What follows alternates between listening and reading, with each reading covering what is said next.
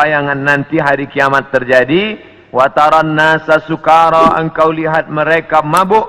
Wa ma hum bisukara, sebenarnya bukan mereka itu mabuk. Walakin azaballahi syadid, tapi azab Allah amat sangat keras, sehingga seakan-akan mereka mabuk. Kerana bumi bergoncang, daun-daun bertiup, dan pokok-pokok kayu tumbang. Idza sama'um fatarat wa idzal kawakibun tasarat, apa yang ada bintang gemintang seperti tasbih yang diputus, maka berjatuhanlah dia. Wa idzal biharu fujirat, 13 tahun yang lampau tsunami menyerang Aceh, meninggal lebih 200.000 orang. Itu baru satu pantai yang naik ke atas. Bagaimana bila idzal biharu fujirat, semua lautan ini naik ke darat? Kita tahu bahwa alam ini lebih banyak laut daripada darat.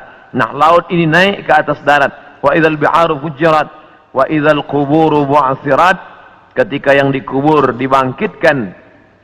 Alimat nafsun, maka saat itu sadarlah diri.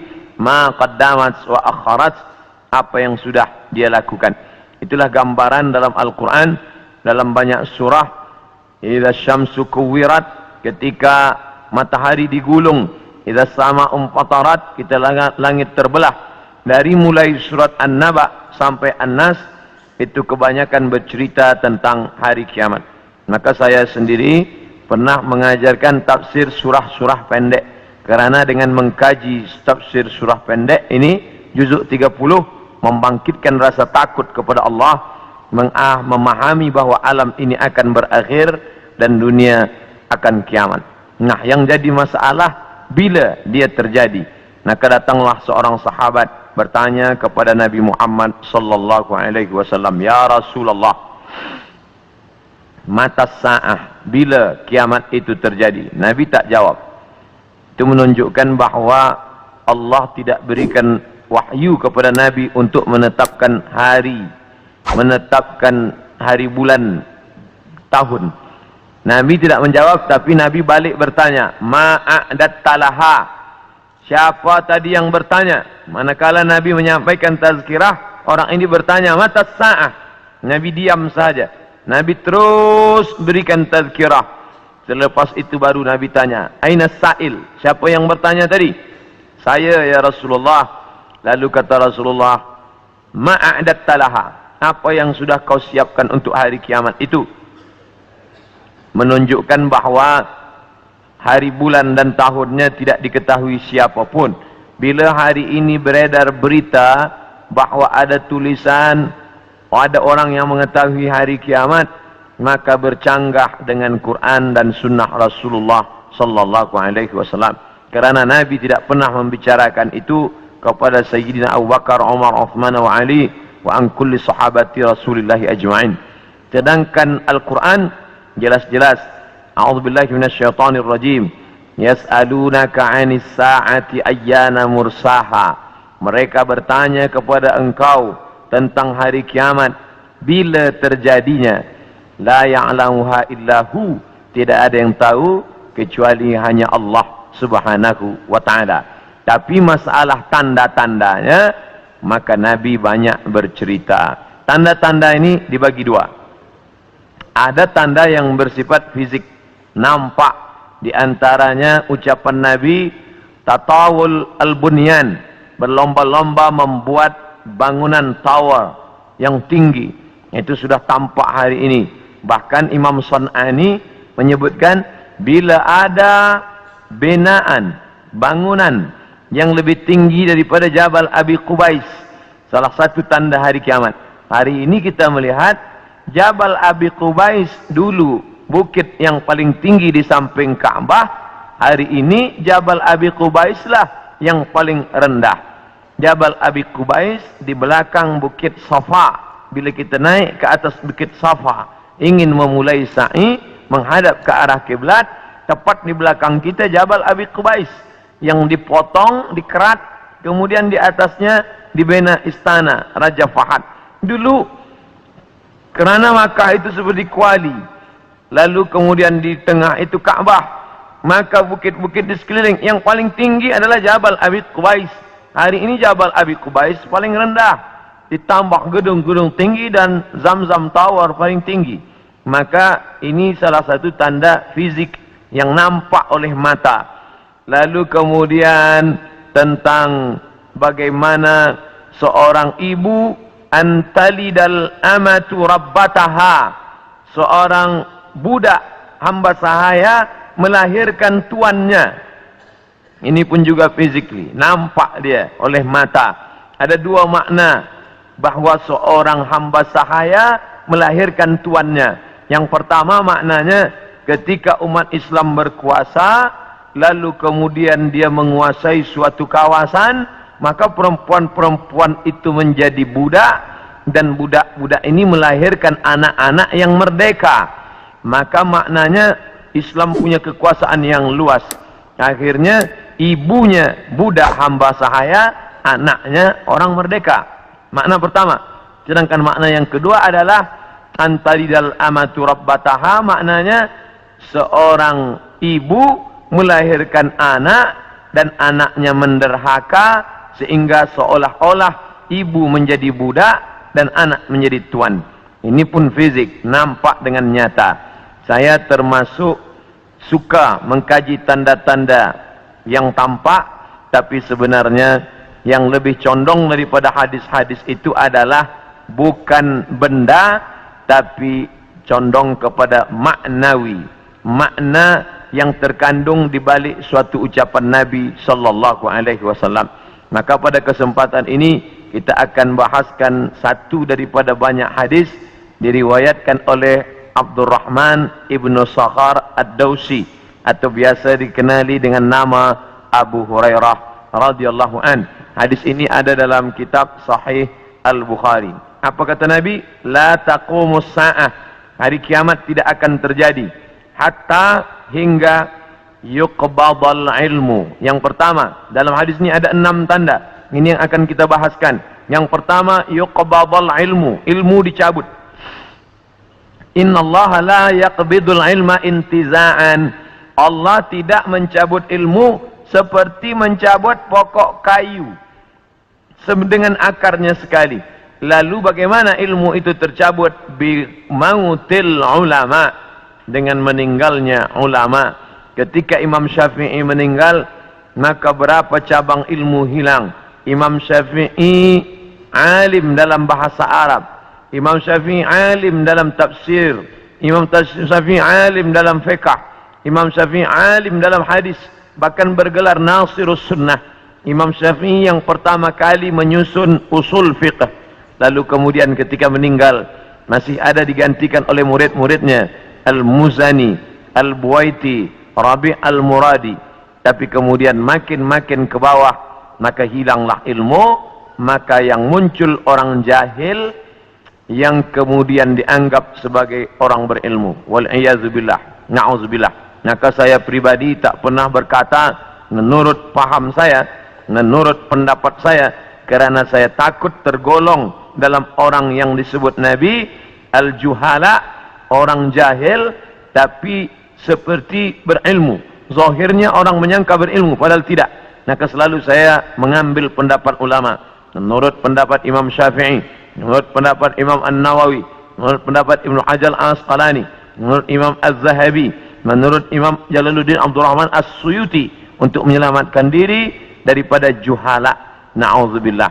Maka nanti kata Nabi SAW, sebelum hari kiamat bermunculanlah juhala kerana pandai berbicara, kerana berpakaian ulama.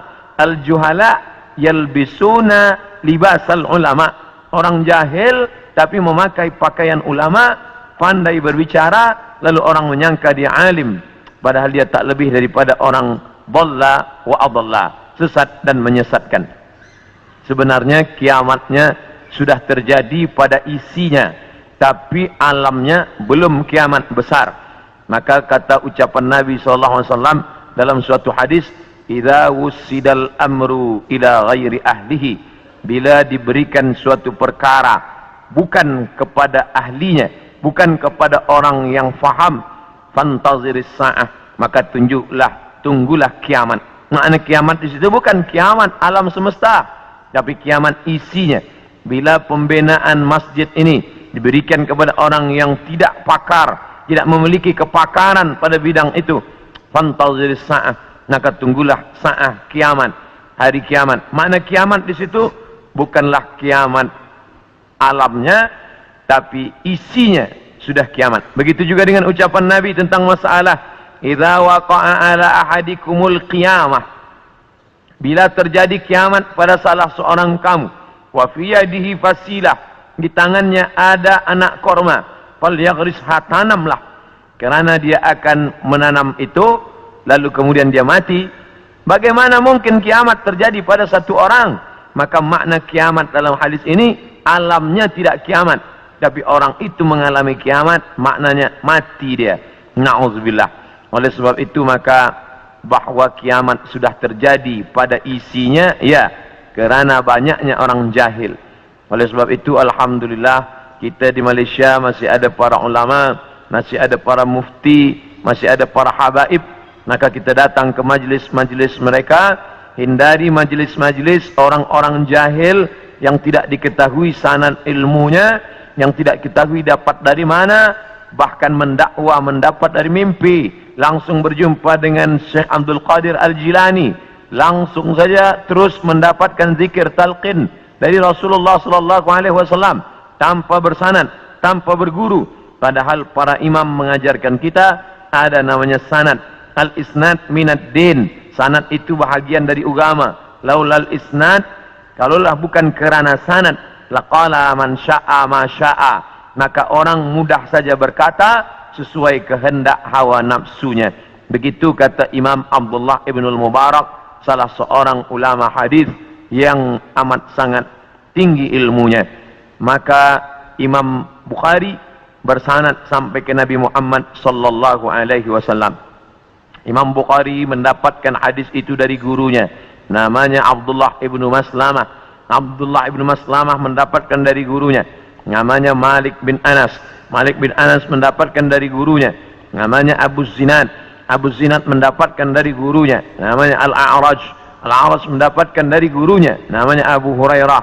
Abu Hurairah mendapatkan dari gurunya, namanya Sayyidina wa Maulana Muhammad sallallahu alaihi wasallam. Dan di antara sanad itu mesti diteliti pula, orang ini mestilah adil. Makna adil menjauhi dosa besar, menghindari dosa kecil. Lawan daripada kata adil adalah fasik. Wallahu la yahdil qaumal fasiqin. Allah tak berikan hidayah kepada orang yang fasik. Adapun orang yang adil tapi dia tidak dhabit, tidak kuat ingatannya, maka dia juga tidak layak diambil ilmu daripadanya. Oleh sebab itu apa kata Imam Malik bin Anas, guru Imam Syafi'i? Makamnya di Baqi di samping Masjid Nabawi, meninggal tahun 179 Hijrah. Aku berjumpa dengan 70 orang di dalam masjid ini, maksudnya Masjid Nabawi di Madinah. Andai aku minta satu di antara mereka berdoa, maka turun hujan, saking makbulnya doa mereka. Tapi tidak aku ambil hadis satu pun dari ke-70 orang itu. 70 orang zuhud, ahli ibadah, abid, banyak ibadahnya, kabul doanya. Andai aku minta satu orang berdoa, turun hujan, begitulah kabulnya. Tapi aku tidak mengambil ilmu dari mereka kerana tidak dhabit, kuat ingatannya.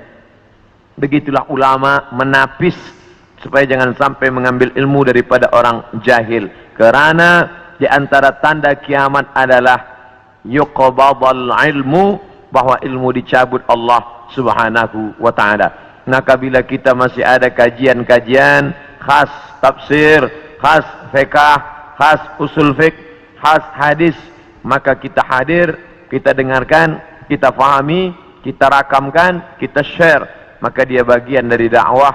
Tapi bila itu sudah tampak banyak menebar, sebenarnya salah satu daripada tanda hari kiamat. Yang kedua, wa taksuruz zalazil, banyak terjadi zalazil. Zilzal, gempa. Zalazil, gempa. Maka kita lihat idza zulzilatil ardu zilzalaha, bila sudah digoncangkan bumi itu, wa akhrajatil ardu athqalaha, dan dia menggoncangkan, lalu keluarlah isi yang ada di dalamnya. Dulu terjadi juga gempa. Faj'alna 'aliyaha safilaha. Kami jadikan bagian dalam naik ke atas, bagian atas turun ke bawah. Amtarna 'alaihim, kami hujani mereka bihijaratin, dengan batu, min sijilin mandud, dari tanah liat yang terbakar. Sudah lama terjadi, tapi hari ini terjadi lebih banyak lagi di banyak-banyak tempat. Bahkan gempa tak lagi terhitung. Hari ini terjadi di sini, hari ini terjadi di sini. Ini menunjukkan bahwa salah satu dari tanda-tanda itu sudah muncul mengingatkan kita. Apakah dengan terjadinya ini lalu kita stres, setelah ini lalu kita tidak beraktiviti, lalu setelah ini kita tidak lagi beramal? Bukan begitu makna memahami tajuk kajian kita ini.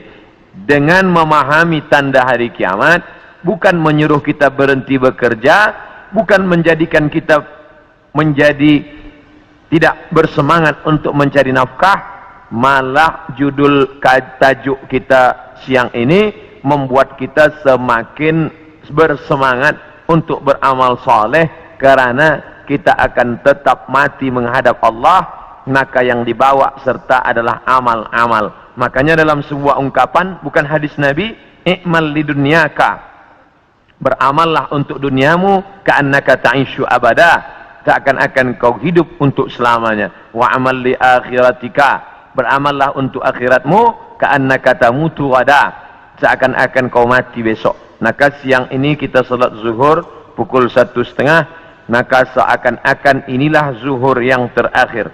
Saya akan sampaikan tazkirah ini dalam 60 menit. Selepas itu kita akan buka soalan, kita akan jawab masalah-masalah yang ditanyakan terkait dengan tajuk kita sebahagian besarnya.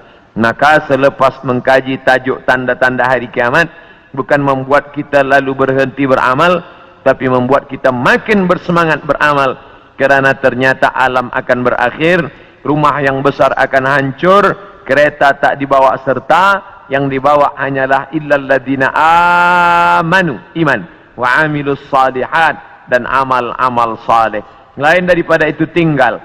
Maka bagi sesiapa saja yang ikut tajuk kajian kita ini, selepas ini bertambah amalnya, bertambah khusyuknya, bertambah takutnya, itulah orang yang berhasil. Adapun selepas ini tak ada perubahan apa-apa, biasa sahaja, maka termasuk orang-orang yang mubazir. Innal mubazzirina kanu ikhwanas syayatin. Orang yang mubazir adalah ikhwan, saudara-saudara syaitan. Mengapa begitu? Dia sudah mubazir waktu, dia sudah membazir energi, dia tidak mendapatkan manfaat apa-apa. Padahal ayat-ayat yang kita baca, idza tuliyat alaihim ayatuhu, kalau dibacakan ayat-ayat Allah, zadathum imana, bertambahlah imannya. Dari dua tanda ini ada perbezaan. Tanda yang pertama tidak tampak, ilmu dicabut. Tidak nampak mana ilmu yang dicabut, mana ilmu yang kekal. Yang kedua, zalazil, gempa. Ini nampak, bisa dirasakan. Berapa skala Richter? Ini semua orang tahu. Bahkan bergoncang. Ada kaca yang pecah, ada dinding rumah yang retak. Itu terjadi belakangan ini lebih banyak lagi signal pertanda bahwa Allah Subhanahu wa taala akan mengakhiri dunia ini. Lalu kemudian berikutnya adalah wa yataqarabuz zaman. Zaman, masa, waktu, yataqarab, saling mendekati. Apa makna saling mendekati? Tidak lagi terasa. Baru saja hari Jumat, esok hari kita sudah solat Jumat. Baru saja Idul Adha, kita sudah membeli kambing dan sapi untuk Idul Adha berikutnya. Baru saja lepas Idul Fitri, sudah bersiap-siap lagi hendak memasuki bulan Ramadan. Itu kita rasakan sekarang. Apakah sebenarnya waktu itu berkurang? Waktu tidak berkurang. 24 jam, 12 jam siang, 12 jam malam. Dari dulu sampai begitu. Lalu mengapa terasa yataqarabuz zaman? Karena ada alat-alat yang membuat kita merasa cepat. Dengan tumbuhnya alat-alat elektronik, datangnya internet, sehingga zaman begitu cepat tak terasa. Dulu orang duduk lama terasa, baru berakhir petang hari. Tapi hari ini tak terasa. Petang siang malam berputar begitu cepat. Wa yataqarabuz zaman. Maka ini kita rasakan makin hari makin kuat. Apa yang ada pada kita masa kecil dulu, sekarang sudah tidak ada lagi. Permainan-permainan anak kecil seperti layang-layang, seperti gasing dan lain sebagainya. Orang sudah bermain digital semua dan hilanglah permainan yang mengambil masa waktu ini. Lalu kemudian waktu semakin pendek dan puncanya adalah orang sudah tidak lagi peduli kepada jiran tetangga, tak lagi memperdulikan masa, sehingga hilanglah apa yang diberikan Allah. Padahal Allah SWT berikan masa ini dan kita semua akan ditanya tentang masa yang sudah kita pakai. La tazulu qadama 'abdin, kaki anak Adam tidak akan bergeser, pindah di satu tempat lain. Hatta yus'al, sampai hingga ia ditanya. Pertanyaan banyak. La tus'alunna yawma idzin 'anil na'im. Kamu akan ditanya tentang banyak pertanyaan. Tapi satu di antara pertanyaan itu adalah an umrihi fima afnah. Umur kemana saja kamu pakai. Maka pertanyaan yang paling banyak tak dapat dijawab oleh manusia adalah umur, usia, kemana saja kau pakai yang dititipkan Allah Subhanahu wa ta'ala.